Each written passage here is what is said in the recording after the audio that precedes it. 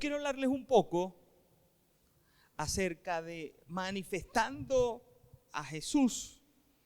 Y esto porque hay la necesidad, bueno, ya ustedes se dan cuenta, necesitamos evangelizar. Porque hay muchas sillas vacías y esas sillas tienen que llenarse. No porque necesitemos gente que caliente la silla, no, es que tenemos que despoblar el infierno para poblar el cielo. El domingo pasado les hablé de que la venida de Jesús está para allá. Yo creo que cerca se quedó corto, es para allá. Así que hay que estar preparados. La iglesia preparada para su retorno, pero también preparada para manifestar a Jesús. Romanos 8:19, lo leímos al principio y quiero que lo leamos ahora. Porque el anhelo ardiente de la creación es el aguardar la manifestación de los hijos de Dios. El anhelo ardiente de la creación es el aguardar la manifestación de los hijos de Dios.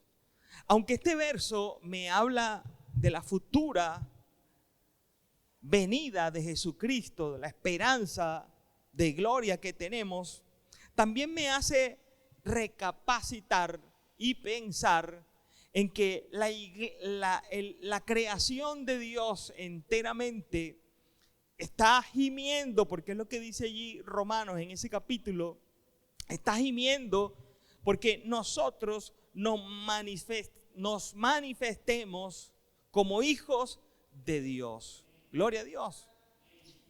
¿A quién tenemos que manifestar? A Jesús. Si leemos ese capítulo con detenimiento, lo motivo a que lo haga en su casa. Ese capítulo 8, se va a dar cuenta que la Biblia dice que la creación gime, el Espíritu Santo gime y la iglesia gime por esa manifestación. Wow. La creación gime, el Espíritu Santo gime, ¿y nosotros? Dios quiere y la creación quiere que nosotros busquemos realmente manifestar esa gloria venidera, donde lo corruptible se vestirá de incorruptible y lo de inmortalidad, lo de mortalidad se vestirá de inmortalidad. Gloria a Dios. Pero eso no puede suceder si la iglesia no manifiesta a Jesús. La iglesia necesita manifestar a Jesús. Ponme la siguiente lámina. ¿Qué es lo que sucede? Que el pecado ha traído una decadencia, una infección de lo espiritual, a fin de que nos desanimemos y no cumplamos con nuestro propósito. Cuando vemos plagado nuestro mundo de pecado y a veces dentro de la iglesia, pues realmente uno dice, bueno, que si al líder cae en esto, o si el evangélico cae en esto, ¿qué queda para mí? Y por supuesto nos hace sentir pesimistas, creer que no podemos vivir conforme a la palabra de Dios, que no podemos vivir conforme a sus preceptos, sino que si a aquel le pasa, que también me puede pasar a mí. Es una gran realidad de que si a alguien le pasa algo, a nosotros también nos puede pasar. Es una gran verdad. Entonces es el pecado el que trae ese desaliento. Wow. Recuerdo una muchacha me decía, oye, ¿cómo es posible que tengo amigos que no son cristianos y prosperan y prosperan y prosperan, y yo que tengo casi toda mi vida en la iglesia no me la estoy viendo bien? Uno decae porque uno ve todo lo que le ocurre al malo y uno que es bueno, pues como que las cosas no andan como uno pretende. Pero es que justamente ese es el engaño de Satanás. Es justamente el engaño de Satanás. Yo sé, porque ya se los he predicado bastante, de que cuando pasamos por situaciones difíciles es el proceso de Dios de formación personal para que nosotros estemos enteramente preparados para toda buena obra. Gloria a Dios. Y podamos decir en algún momento, como dijo el apóstol Pablo, sé vivir en abundancia, sé vivir en escasez, y algo tengo por seguro, todo lo puedo en Cristo que me fortalece. El mismo Job dijo, ¿recibiremos solo lo bueno de Dios?, le dijo a la esposa. Pues hay que recibir lo bueno y recibir también lo que permite malo. ¿Sí? Porque tú testificas, o nosotros testificamos de Dios. ¿Cuándo? Cuando después de la tormenta viene la calma. En tormenta nadie testifica. Pero después que pasa la tormenta, es cuando viene el testimonio. Ahí es cuando yo testifico. Ahí es cuando yo hablo. Pero el testimonio viene si yo en la tormenta me mantengo firme en lo que he creído. En lo que he creído. Gloria a Dios. Así que no te desalientes por el pecado. Por el contrario, sacúdase ese desaliento, anímese y cumpla con el propósito para el cual usted fue llamado. La siguiente lámina nos dice que el anhelo profundo en toda la creación, y me habla aquí en este pasaje bíblico de que ese anhelo es como un dolor de parto. Es como un dolor de parto. Y tal vez muchos de nosotros no podemos explicar cómo es un dolor de parto. Pero ¿qué hace el dolor? ¿En qué los hace pensar el dolor? ¿En querer un qué?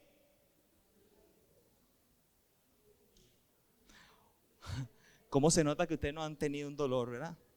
Cuando tú tienes un dolor, ¿qué quieres? Alivio, que se me quite, como dice Martina, alivio. Yo quiero sanidad, yo quiero que ese dolor se vaya. ¿Y cómo se va a ir ese dolor? Con medicina. ¿Cómo se llama la medicina? Gracias, Señor, están despertando. ¿Cómo se llama la medicina? No hay otra. Y el mundo está así, la creación está así, con un dolor de parto que necesita alivianarlo, que necesita quitarlo. Y la medicina se llama Jesucristo. Solo Jesús es la respuesta y la medicina para este mundo contaminado. Gloria a Dios. No hay otro. No hay otro. Es decir, que nosotros necesitamos manifestar ¿a quién? La iglesia necesita manifestar a Jesús. Ahí está, manifestemos a Jesús. Lánzame la otra, porfa. Segunda de Corintios, capítulo 3. Vamos a leer versos 2 y 3. ¿Cómo vamos a manifestar a Jesús?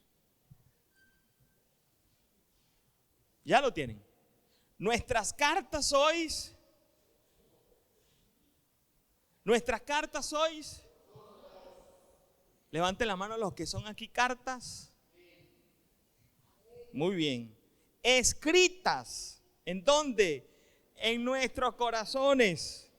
Conocidas y leídas por todos los hombres, siendo manifiesto que sois cartas de Cristo, expedida por nosotros, escrita no con tinta, sino con el Espíritu del Dios vivo, no en tablas de piedra, sino en tablas de corazón. Me salté, sino en tablas de carne del corazón. La siguiente lámina, la palabra de Dios fíjense, nos está retando a ir más allá de un conocimiento intelectual a un conocimiento profundo y experiencial. Algunos se conforman solamente con un conocimiento intelectual, leerlo y aprenderlo. Pero la Biblia dice que el conocimiento intelectual mata. Por eso hay que ir más allá a un conocimiento profundo y experiencial de vida. Conocer a Dios tal cual y como Él es. Ahora, en el Antiguo Testamento, Dios le dice a Josué, le dice que medite de día y noche en la palabra. ¿Y cuántos libros existían? 5. El Pentateuco: Génesis, Éxodo, Levítico, Número y Deuteronomio. Le dice, medita en esa palabra de día y de noche y harás prosperar tu camino y todo te saldrá bien. Ahora estamos en el Nuevo Testamento, allí cuando Pablo escribe esto. Y yo quiero que ustedes vean, ¿cuántos libros hay escritos? ¿Cuántos libros tiene el Antiguo Testamento? Doctrinas básicas. 27 es el Nuevo. 39 es el Antiguo. Hay 39 libros. La Biblia se compone de 66, ¿no? 66 libros.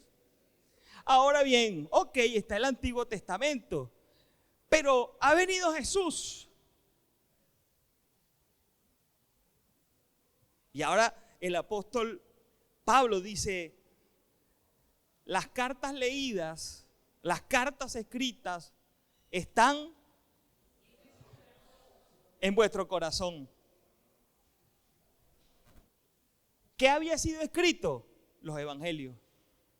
No había las cartas de Pablo, no existían las de Pedro, las epístolas generales, todas estas cartas escritas, estos 27 libros. Y él está diciendo, bueno, lo que ustedes van a escribir en su corazón es lo que les estoy enseñando, lo que Jesús nos enseñó. Gloria a Dios. Aleluya. Ahora quiero que vean esto. En el principio, la palabra, esa palabra fue hablada por Dios. En el principio creó Dios los cielos y la tierra. Y todo lo creó por su palabra. Es decir, salía de su boca. Ahora, esa palabra, dice Juan 1:4, el Evangelio dice que esa palabra se encarnó. El verbo se hizo carne, dice Pablo. Esa palabra que sale de la boca de Dios se hizo carne. ¿Quién fue? Jesús. Y ahora el apóstol Pablo nos está diciendo que esa palabra que fue Jesús o que es Jesús está escrita. El Padre manifestó su palabra a través de su boca. Esa palabra se manifestó en Jesús y ahora esa palabra que es Jesús se manifiesta a través de nosotros. Gloria a Dios. Se manifiesta a través de ti y de mí. Por eso la vida de Cristo tiene que estar. Usted podría decir eso, la vida de Cristo está en mí.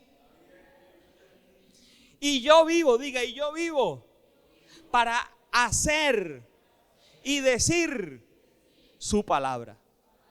Gloria a Dios. Aleluya. Así que si tú eres un hijo de Dios, tú eres y haces la diferencia. Porque tú eres un manifestante de la palabra de Jesús. Gloria a Dios. Aquí hay que ver esto.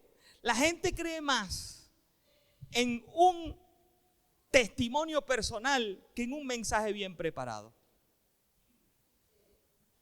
Porque yo aquí puedo decirles el mejor mensaje como estoy haciendo ahora, porque me fajé a prepararlo. Y hay un mensaje ahí bien preparado. Pero si yo salgo de aquí y allá afuera digo una grosería, a usted se le borra todo el mensaje y usted dice, este pastor es chimbo, grosero. ¿Por qué? Porque mis acciones silencian lo que yo digo. Por lo tanto, habla más duro mi acción que mis palabras. Decía ahora Francisco de Asís, dijo, tu testimonio habla más fuerte que tus propias palabras. Predica con tu testimonio y si hace falta palabras, lo haces. Predica con tu testimonio. Ahora, en el libro de Hechos, vamos a la siguiente lámina, nos vamos a dar cuenta que esa palabra en la iglesia primitiva cumplió un efecto que también debe cumplirla en nosotros. Hechos 6, verso 7. Y crecía la palabra del Señor y el número de los discípulos se multiplicaba grandemente en Jerusalén. También muchos de los sacerdotes obedecían a la fe. Imagínense, de los sacerdotes judíos también se estaban convirtiendo a Jesucristo. Gloria a Dios. Ahora, ese mensaje está ¿en dónde? ¿Dónde está la palabra? Aquí. Aquí. El evangelio está en ti. Gloria a Dios. Fue escrito en tu corazón. En las tablas ya no de piedra como la escribió Dios a Moisés, sino en las tablas de tu corazón. Porque las tablas de Moisés quedaron simplemente para la reliquia. Estaban dentro del arca representando la presencia de Dios. Pero ahora están en nuestro corazón, no en el arca. Es decir, que también están representando la presencia de Dios en nuestro corazón. Gloria a Dios. Tienes a Jesús en tu corazón y esa palabra debe crecer. Crecer. La palabra crece conociéndola. Conociéndola. Porque cuando llegaste a Jesús, llegaste sin conocer nada del evangelio. Lo que conociste fue algo muy pequeño, pero que te dio la entrada al reino de los cielos. Mas ahora la palabra dice que ella tiene que crecer en ti. Tiene que crecer en ti, tiene que crecer en mí, tiene que crecer dentro de la iglesia. Y debe crecer porque es lo más importante para la vida del hombre. Jesús dijo, en ella os parece que está la vida. Está la vida. Está la vida. Hay que crecer. La gente se muere porque no crece. Porque lo normal fue así como Dios los creó: nacer, crecer, reproducirse y morir. Todo lo que nace tiene, y lo que no crece, lamentándolo mucho, se muere. La pregunta es, si la palabra de Dios está en ti, ¿esa palabra en ti está creciendo? ¿Está creciendo? La siguiente lámina me dice, Hechos 12:24, pero la palabra del Señor no solamente crecía, sino se multiplicaba. Es decir, la palabra crecía y se multiplicaba. Lo primero es crecer y lo segundo es una aberración multiplicarse sin crecer. Por eso no es para un niño reproducirse.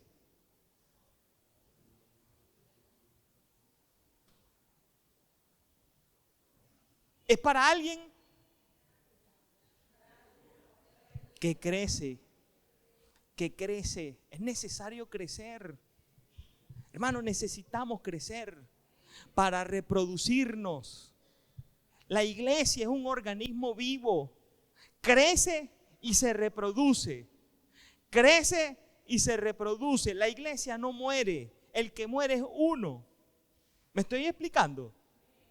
El que muere es uno como cristiano, pero la iglesia no muere, porque la iglesia la fundó fue Jesús. Y si la fundó el dador de la vida, la iglesia nunca morirá. Pero si nosotros sacamos a Jesús de adentro, tanto de nuestro corazón como de la iglesia, pues esta iglesia no tiene mucho futuro. O no tiene futuro ninguna iglesia que saque a Jesús. Por eso debemos crecer y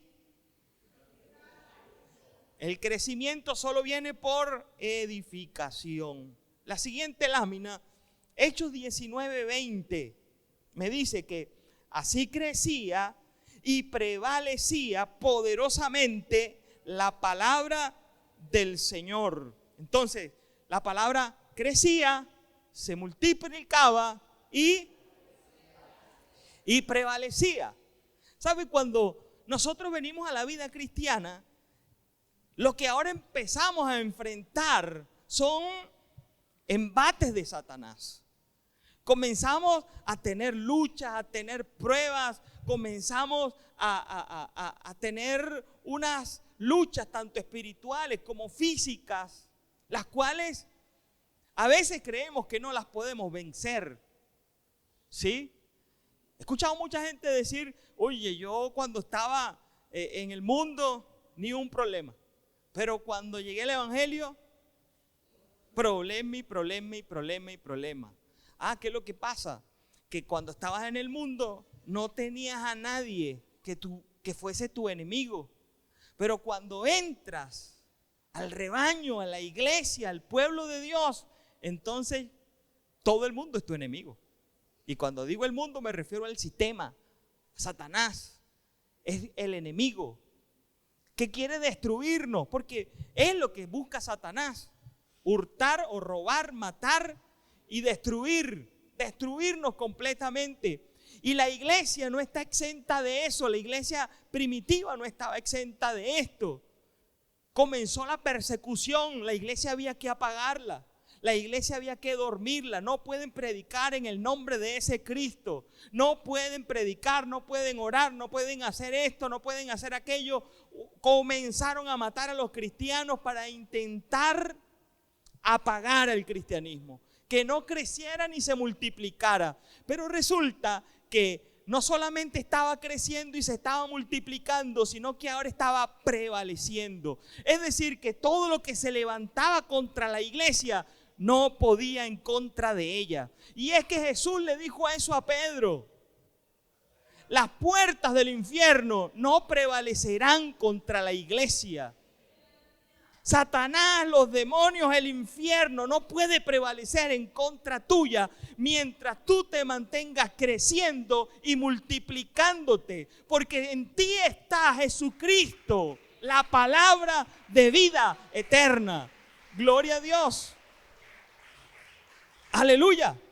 En ti está el Señor. Por lo tanto, esa palabra prevalecer, el diccionario dice que es sobresalir, es superioridad, es perdurar, es subsistir. Así que no le tengan miedo a los desafíos, a la crisis, a las situaciones difíciles, ¿no? Si sabes dónde estás parado, sabes que nada podrá derribarte. La siguiente lámina, y con esto termino. La gente necesita ver y conocer a Jesús. Y eso solo es posible a través de ti, a través de ti, a través de ti. ¿Estás manifestando a Jesús? ¿Será que la gente está viendo a Jesús en ti? ¿Estás marcando la diferencia? ¿Estás haciendo la diferencia? ¿O estás haciendo lo que hace todo el mundo porque no quieres llevar la contraria? Eso no es solamente para los adolescentes, eso es para todos nosotros. Porque cuando nos vemos que somos diferentes a los demás, preferimos retraernos. Es decir, no preferimos brillar, preferimos tinieblas, esconder la luz. Y por eso la luz en ti no prevalece. Cuando uno se esconde, entonces es la oscuridad la que prevalece. Y Satanás sabe eso. Este le dio pena.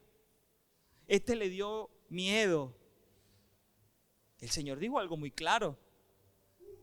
Y es que el que me negare delante de los hombres, yo lo negaré a mi Padre en los cielos. Es decir, si tú me escondes en el mundo, bueno, allá arriba no vas a tener acceso. Hermano, no esperes a ser perseguido. No esperes a que la cosa se ponga peor. Es tiempo de que manifestemos a Jesús. Es tiempo de que nosotros mostremos al Jesús real que tenemos. La gente no puede seguir creyendo que el Jesús que tú tienes es una ficción, es ficticio. Jesús está vivo. Jesús está vivo. Y el mismo poder que operó en Jesús sigue operando hoy en nosotros, que es el Espíritu Santo. Sanando enfermos, libertando cautivos. Sí, aún sigue resucitando muertos. Sí, lo ha hecho en este último siglo. También lo ha hecho. Pero es necesario despertar. Despertar. Despertar. Despertar. Despertar.